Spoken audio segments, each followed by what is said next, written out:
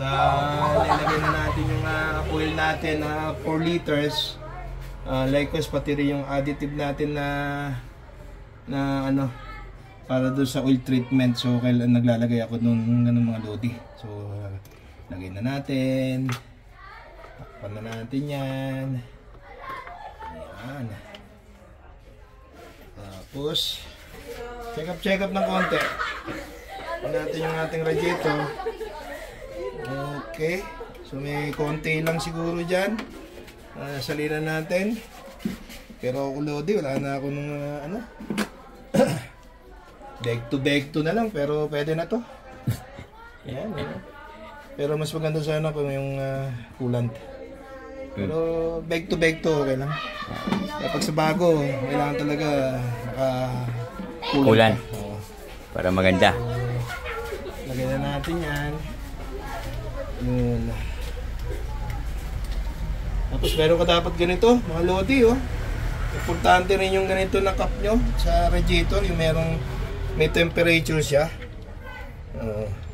May temperature siya na gauge. Para nalalaman nyo yung init ng radiator nyo.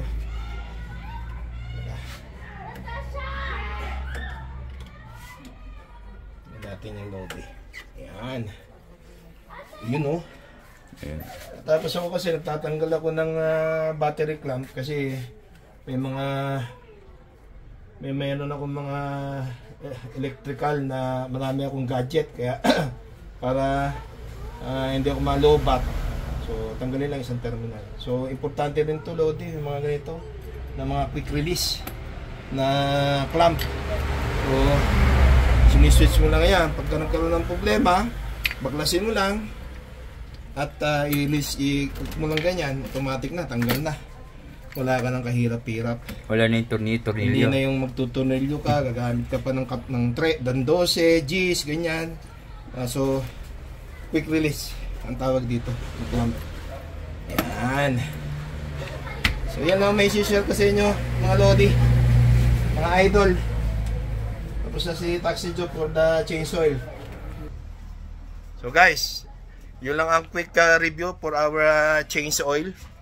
At sana meron kayong napulot at meron kayong natutunan sa maikling vlog natin about change oil. So may mga dati pa tayong mga videos na nakakapakinabang at pwede nating natutunan for our DIY sa ating pang-araw-araw na buhay. Lalo na rin may sasakyan dyan, importante po yung meron tayong konting kaalaman sa mga simpleng bagay lang. Yan man kailangan nating malaman yung paano magbaba ng makina, whatsoever, yung simple lang. At makatakbo tayo ng maayos, sapat na po yun para sa atin. So, this is for now, for Taxi Joe Rides. Mabuhay always guys, Antoinette ha. At sa susunod po na pagkikita. Babu!